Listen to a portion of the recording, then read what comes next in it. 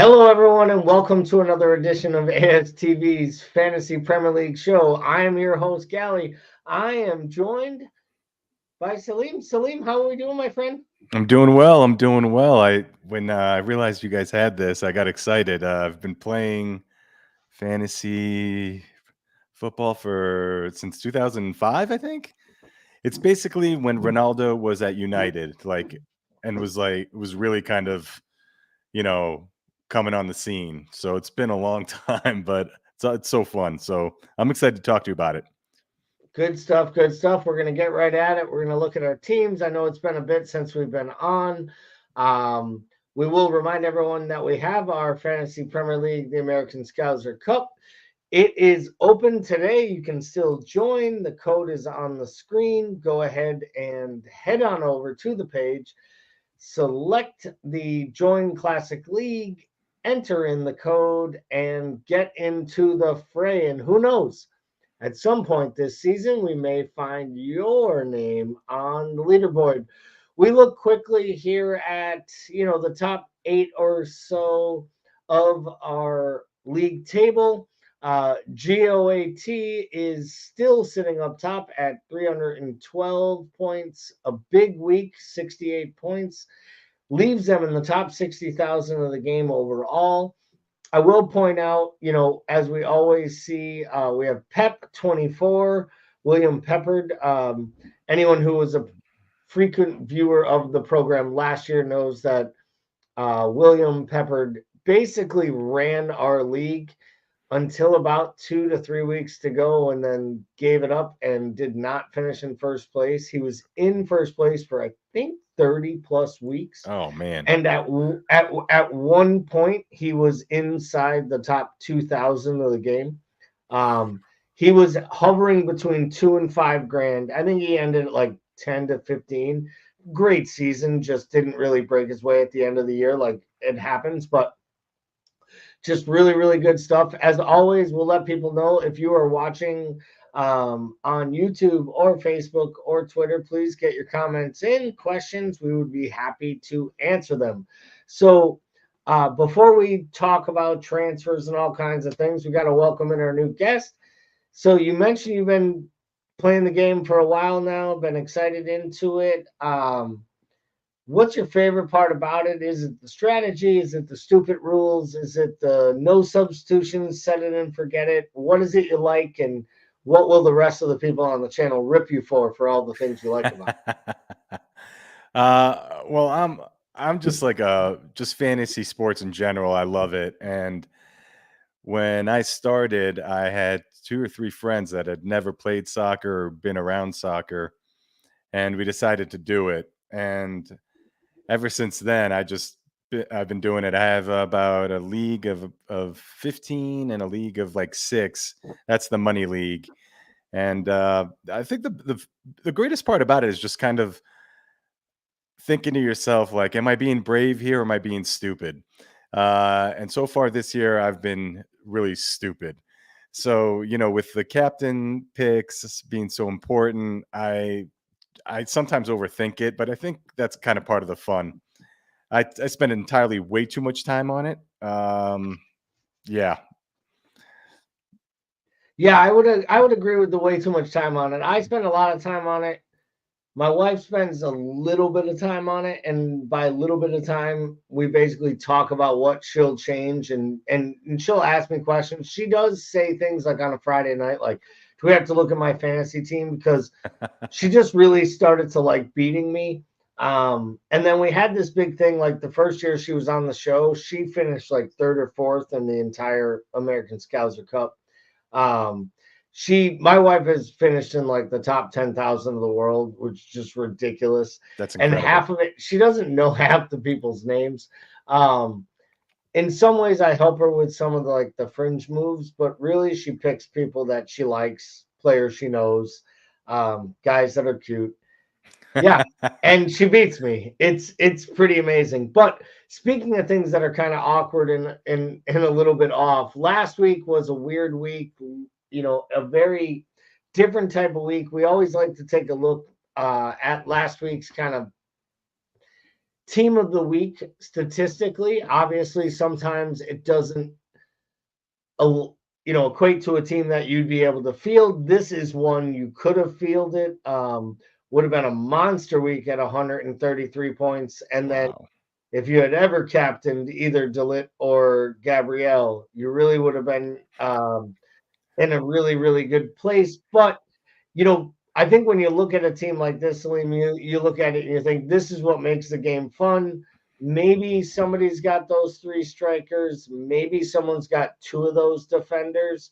But there's really no chance that anyone in the world fielded this team right there, because if you fielded that team and it scored 48 points, everyone would laugh at you for starting Right. the team. So when you see things like this, how much do you respond to the reaction? Because there's so many people out there that actually, see the play, see the guy that gets the 18 points or the, defender who gets two goals, and they all start transferring them in or selling the guy who blanks. Like, how reactionary do you feel this game is, and how much do you think you have to really just like have a plan and stick to it? I think it's a little bit of both. I usually try to have a plan, and it's all about the fixtures, right? If you have a couple teams, I think there's actually one, two, three, five teams that have really good fixtures coming up. So I look at that first, and then like the team that you just put up, that team has no midfield, and yet they all performed. So and then you have the premium players, the Hollands, the Salahs. I think maybe Saka, Palmer. Um, I think the fixtures is the most important thing, and then after that, it's just kind of like go with your gut. That's what I do. From a reactionary standpoint, it's just you you, you got to see what people are doing, but 1-2 games might not be really that important, or they might be lucky. I'm not gonna say that this person was lucky, but maybe they were lucky. Um, they're doing better than I am, so that's impressive. So obviously, we haven't had a show since the beginning of the season, due to having some, changes in our hosts and the availability.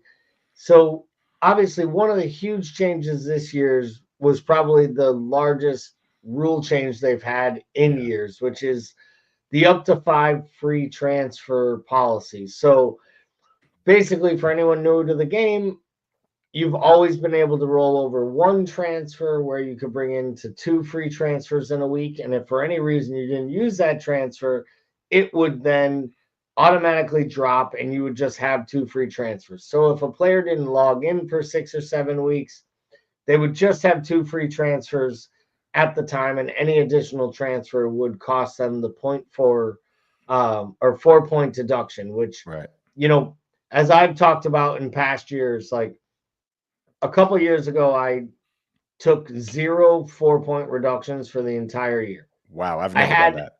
I had a mediocre season, and I deliberately definitely lost some points some weeks. But I actually think over the long haul, I actually like had a net gain in my overall rank for the end of the year, because those 4 point deductions so often you take four, and some people take eight, some people even some weeks take 12. They drop hundreds of thousands of spots, Yeah. and then they still end up with like two ones and a two. Hmm. And like if you don't maximize those deductions, like there are times where I know it makes sense if you have to reconstruct your team.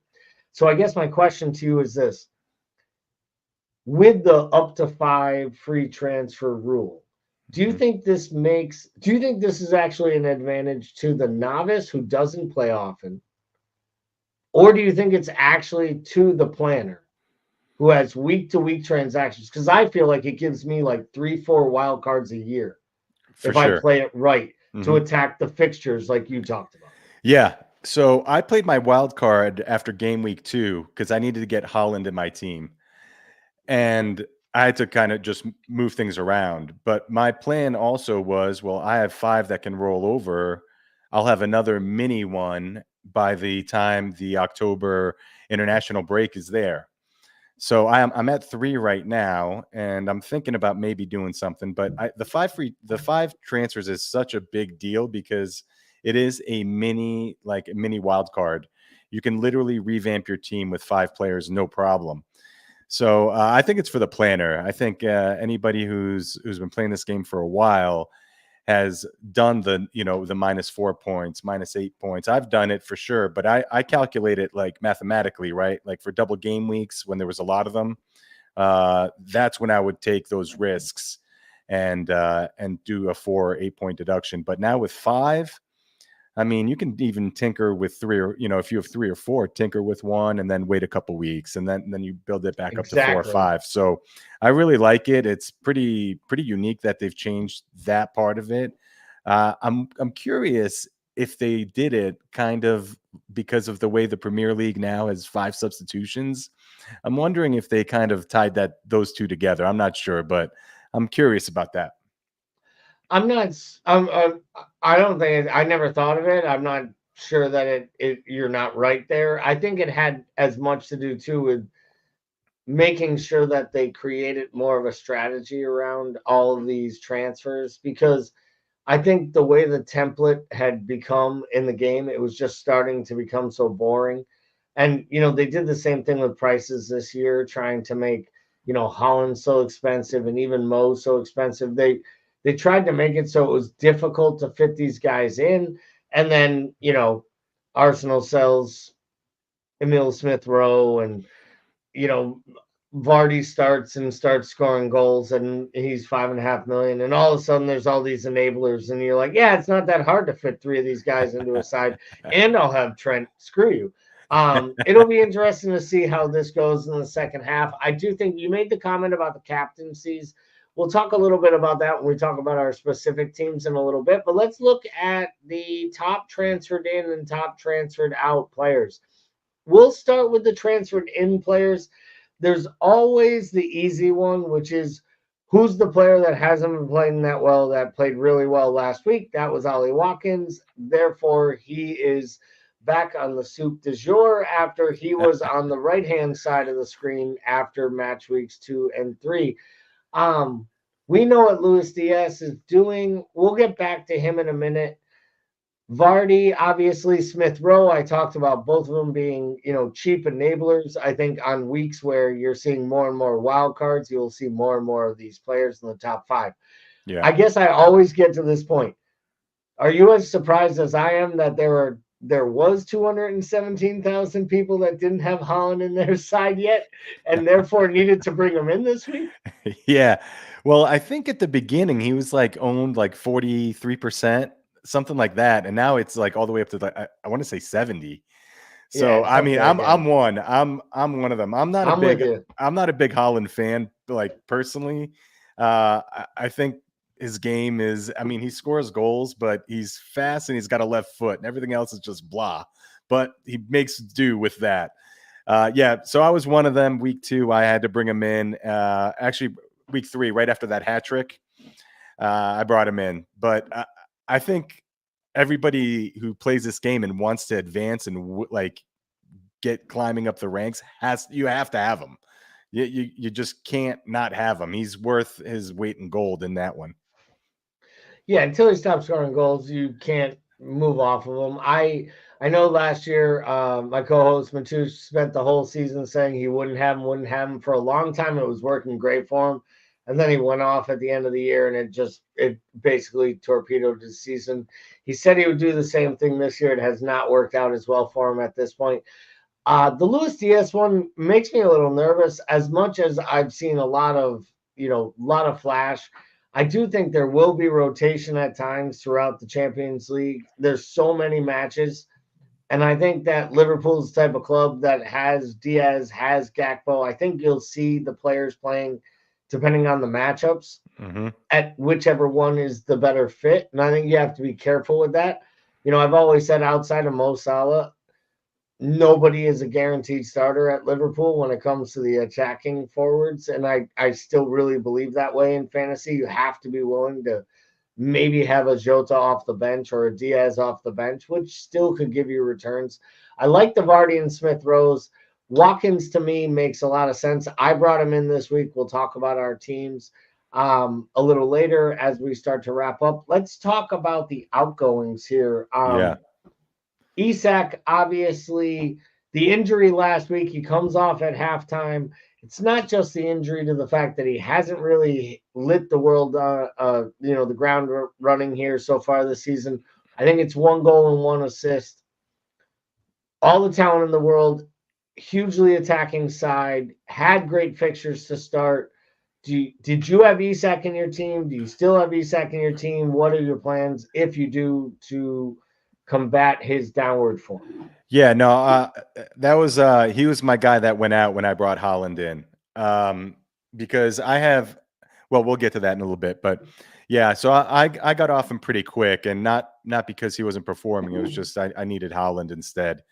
I mean, he's a good player, and that's the beauty of this game. He could turn around here in a little bit, get some good fixture run, and start scoring. So I think he scored against Tottenham. I think that was the only game he scored in, but he's a good player, and just right now he's just not on it. And the market's showing it by people getting rid of him. And obviously, Wisa had the injury against City, and then It's a I shame. think Yeah. the Brentford manager made the comment today he's going to be out for a couple months. It'll probably lead for an out of position midfielder in the Schlade kid, who was a big money buy they had, I think, a year ago from the German league. He will probably move into the center forward position and play through the middle. I think what it really does is just makes Emblemo worth even more at Yeah. 7 million as a midfielder. Which my wife will be smiling downstairs knowing, I have him, you don't. Saka is a weird one for me. I understand that he has City on the weekend. He's still on penalties on a really good offensive team. He's still one of the better attacking forwards in the entire game. He creates, he's on set pieces, and he's not as hurt as people thought. So maybe people were jumping on the sell wagon because they thought he might miss a game or two.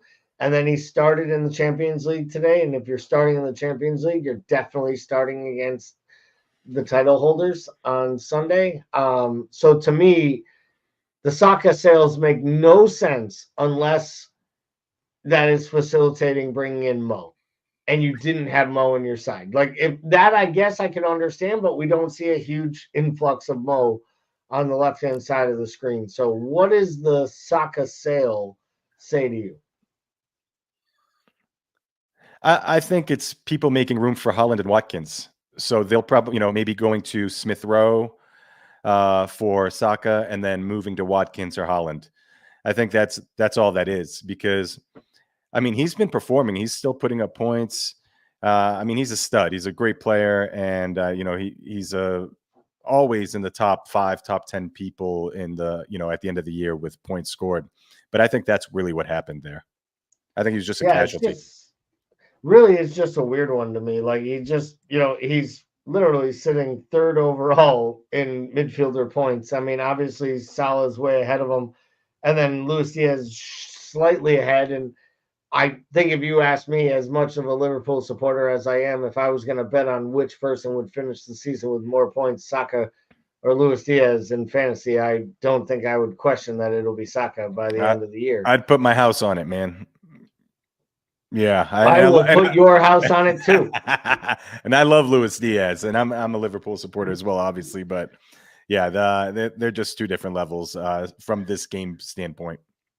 So obviously, lots of players coming in, players going out. Let's take a look at your side as it stood last week. It was a rough week for you, I can't lie. Obviously, didn't do you any favors with Alexander Arnold, the yellow card, and the late goal taking away. At least he didn't get subbed off like I thought he was going to on my side. A whole bunch of blanks between Rogers, Palmer, Minta, Munez with the barely start to small substitution. And then, of course, the Mo Salah Holland mishap in the captaincy, but that happens. So obviously you've told us already you've used your wild card. Yeah. You have a few transfers. Hmm. I think you said you might have three in the bank if you want to either bank them or use them. What are you thinking here? Is there one move? Is it two moves? What do you think you need to do? How do you rebuild the side? Well, my initial plan was to wait till after the City Arsenal game and then bring in some Arsenal players because they have like a three or four games in a row that are good fixtures. But Muniz he's killing me. The Fulham had great fixtures to start. I thought he would get off to a good start, and I think Raul's actually taken his place, and he's the one scoring. So Muniz, I think I'm gonna pull him, and I think he's at 6 million. So I have 1.1 in the bank. So I have 7.1. I can't get to Solanke, but I'm thinking roll the dice a little bit and either go with Delap from Ipswich because Ipswich Town has a good like run of fixtures here. Yeah. Even though he hasn't, I think when you watch him play, you know he's a good player, and You can see that he's going to score eventually. It's yeah, just he's hit hard the to know with post. these young kids. Are they going to actually like bet in and score 8 Premier League goals or get 11? That's the hard part. I know exactly what you're saying with the lap. Yeah, so I think I'm either gonna do that or I'm gonna bring in Leaf Davis from Ipswich in defense and then just sit Muniz. So those are my two kind of thoughts on what to do next because I'm in the 5,148,000. I mean, this is the worst start I've ever had. So I have some ground to make up. Hence, the only way is up from here on my under my name there. Well, the beauty of it all, I mean, to be honest, the beauty is you do have ways to go up, and it's early enough in the game. Like you can make moves in this game. You can move 1 million, 2 million, 3 million moves, million spots in a week or two if you For make sure. the right um, moves. And then, of course, if you use your chips later in the season properly, it's really all it comes down to is just making strategically smart decisions for 38 weeks and then using the five chips at the right time. And Yeah. it's the difference between like 500,000 in overall final standing, in my opinion, in the years I've been doing the game. So I, I'll say this about your team. I think you're fine with Robinson. Your defense is pretty good with Alexander Arnold, obviously, and Pedro Porro, two people that many own. You're very heavy, obviously, with Palmer, Salah, and Holland. And the Yep. fact that Palmer hasn't pulled trees makes it hard, even though you had Salah and Holland, but you brought in Holland in week two. So it's like, and you talked about your captaincy mistakes. You Yeah. know, It's like this is one I of those captain years. Salah. It's Holland. I Yeah, captain Holland. It's or somebody else. I captain Jota first week. I was like, oh, he's gonna, and he scored a goal and then missed one, and I was like, oh my god.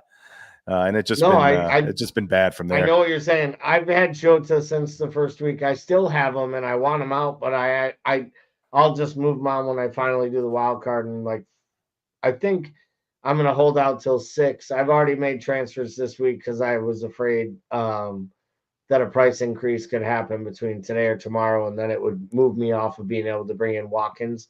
And I Yeah. really wanted Watkins for Isak, and I couldn't do it unless I made the move now. So I've made my transfers, which I don't usually like to do. We'll talk about it in a second. Yeah. Um, so obviously you have some enablers in Minta, Rogers, Smith Rowe, even Robinson. Obviously, Jefferson and Faiz are really just bench fodder. Yep. Any worry in your world where you want to like find yourself one player on the bench as we get into these Champions League rotation, like to actually with those extra transfers you have, do Yeah. you have to eventually give yourself a little depth so you're protected against some European rotation and potential guys putting up zeros? Yeah, but at first I have to find that midfielder, like Palmer last year, I think he started at 5.5 or 5 and ended at 6 million. I mean, for Yep. 200 plus points at 6 million is like it's a gift. So until that kind of person kind of shows his face, I'm I'm probably not going to do much with those defenders and Jebison. Jebison's got loaned to Sevilla, I think, so he's not even in the Premier League. But he's not losing money because not a lot of people had him, so he wasn't transferred out a lot. He wasn't transferred in a lot, so I'm fine with sitting on him for a minute until I make a decision. Yeah, I at some point I am going to have to address that, but right now I just want to get my team right and my captaincy right. Sir Z says, good evening, gents. Good evening, Sir Z. Thank you for checking in. What's up, Trevor Susie? says, Mooney's is killing me as well. At least you have Holland and Mo. I would agree with Trevor. At least he has both. I do not. Let's take a look here at Yeah, let's see where yours. I'm rolling in these days. So I am currently, I had a decent week. Obviously, I had a green arrow, which made me happy. I had 66 points, well ahead of what I needed for my overall. Obviously, the Gabrielle goal was a big one for me. And the clean sheet, yep. In the clean sheet, it would have really been nice if Jota had made it another minute and a half and picked up 2 more points. If Trent had kept the clean sheet, these type of things would have been big for me. Isak going off, and Brayton Diaz, Jota, everything was kind of weak. But I had the clean sheets, I had the goals, I captained the right player. Yeah. So I'm inside the top million. I made a nice 51% increase in my position. So I went from just inside 2 million to inside 1. We'll see where it goes from here. Obviously, I'm on my way up. I like the way the team's built. I had 2 free transfers this week. I have used them, as I mentioned. I did decide to move off of Isak and go to Ollie Watkins. Yeah. I thought that, it's not just for these 2 or 3 weeks. It's like 8 of the next 10 weeks. Yeah. He looks fit.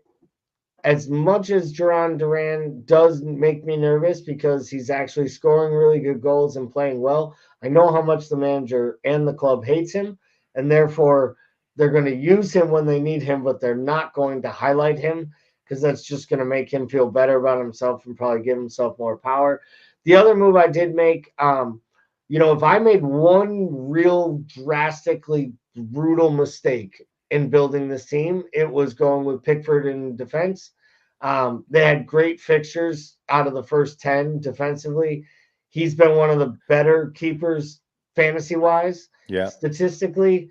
It's been so poor. It's been so bad. If I had gone with, I think I charted it out. I think I could have started with one keeper, made a move to Raya, and I'd be in the top 20,000 just in 2 moves with what I had as for the keeper. But that was my second move. So I took Isak to Watkins. I took Pickford to Muric, and I'm jumping on what you're talking about. Ipswich has, I think, if you rate the fixtures, they're basically somewhere between a 2 or a 3 on the difficulty scale for 9 of the next 11 fixtures. Yeah. My thought process is they're going to have to get somewhat defensive if they want to accumulate the points to stay up in this league. And I think teams like Everton and Wolves are showing them that you don't have to win a ton of games. Like Huddersfield stayed up years ago with 11 draws and 3 wins. You can make that happen. Yeah. You just have to make sure you do it right. So I went with Muric. I feel good about it from a balance standpoint. I just don't really love the team. I just know that I'm going to wild card in the next few weeks. I'm just trying to wait because every year I wild card really, really early. And this year I feel like my team isn't in a terrible place. I can make the transfers, especially when they let you roll them over and bank them the way they do. Mm-hmm.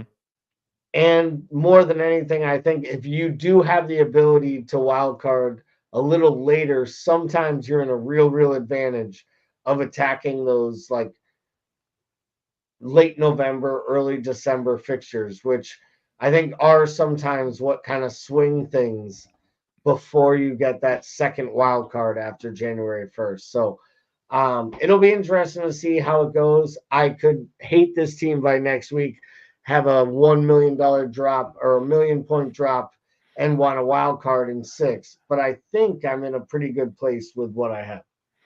Yeah, Pickford is just the defense is decimated there. Like I think Brathwaite's out, their Yep. starting left back's out. Ashley Young's getting games, like that's never good. So yeah, that's tough. But he's always up there. I had one question about your team, Kwanzaa. I was wondering why you didn't move him out because he's dropped like a stone in pricing.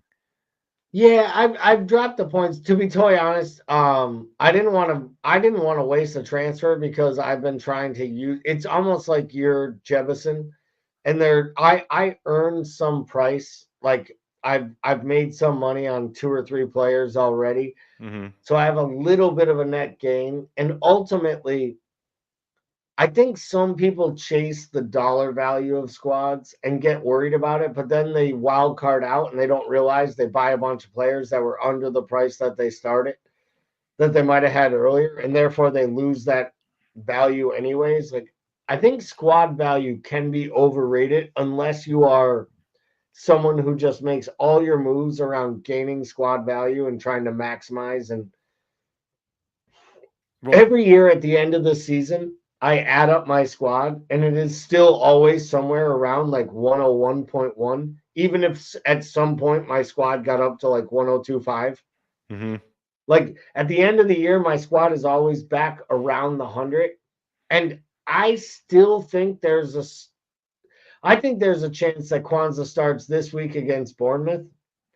And there's part of me that actually is thinking about dropping him in my starting lineup because I actually believe that if he doesn't start, he won't play. hmm And therefore, it doesn't hurt me to start him because if he right. starts and he gets a clean sheet, I have a 6 point differential, If not, he maybe gets something replaced. crazy. Yeah. If not, he gets replaced by the first guy on my bench. And maybe that's, you know, Gabrielle walking in against City with Yeah. his 2, or Yeah. and with my and of all teams, I'm not really worried about Gabrielle because I do think Arsenal's defense is so good, which is why Solid. I'm probably not going to captain. So I'd ask you this: Hmm. knowing I brought in Watkins Yep.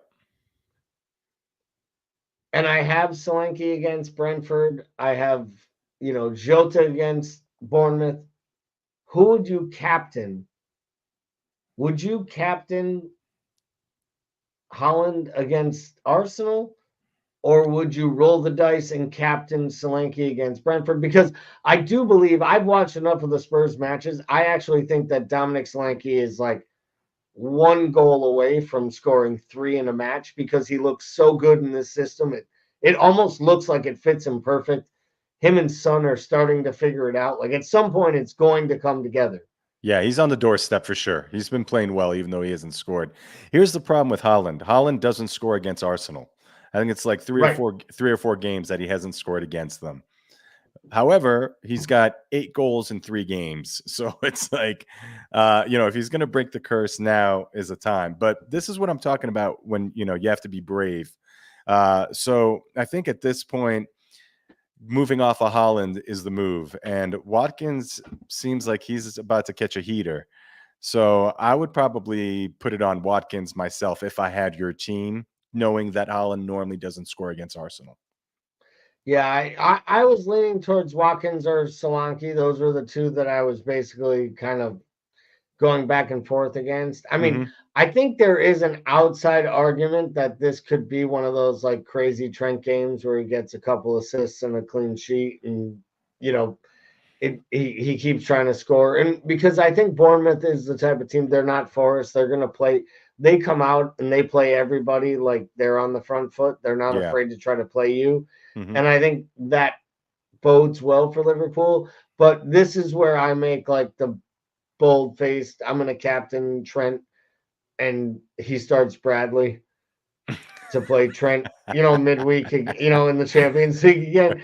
Like Yeah. it's just not. It's just not for me. So I'm definitely not going to do that. It is definitely down to Watkins. It's down to one of my 3 forwards between Yeah. Watkins, Solanke, um, or Holland. And the effective ownership always makes me nervous because so many idiots don't take the captaincy off of Holland.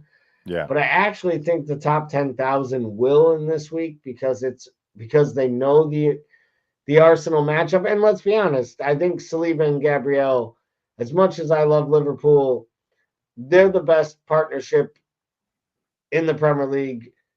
You can argue outside of Real Madrid, they're probably the best center back partnership in all of European football when it comes to defensively. Hmm. And the fullbacks also play really well at Arsenal. We've seen that they can sit back. We've seen what they can do. So I think here I will most likely make the move um, of captaining Watkins at this point, unless Yeah. I just for some reason get the feel for Solanke before the weekend. Or, there's a little bit of this argument of Watkins was subbed off. Was there an injury in the Champions League? But they had the big lead. So, you don't really know. So it'll be interesting to see what they do there with Duran playing as well as he has. Maybe he gets a start on like the precautionary side, and Unai Emery wants to be careful. So maybe I go with Solanke. So these are all the things that all the guys in our channels hate about this game because they call it a lineup predictor. I call it strategy and fantasy. Sir Z says, I've put in a Liverpool player for the first time since Origi got injured versus Everton. That's why I love this man. He adds a lot of honesty to everything. And you know what? That was a terrible injury in that match, and it was awful. And it was that dirty, slimy SOB with that tackle. And I think he still feels bad because it's a bad thing when the Everton supporters at Anfield are booing their own player. And when he got the red card after he basically almost tried to end Origi's career, I think Hmm. it was Olivier Moray or Yep. something like that. Yep. And Um, he was pumping up the crowd like he I did mean, something great. it I was remember that. and they were booing him, but his own supporters were booing him, which I thought was great. Like every once in a while, football supporters show that they understand the game above and beyond where they're at. Speaking of understanding the game above and beyond where you're at, if you aren't subscribed to the channel now, well, understand the game. Get out there, hit the subscription, get all the updates. You'll see this program, the morning coffee shows. You'll get all the other content that we have out there, including our Patreon stuff.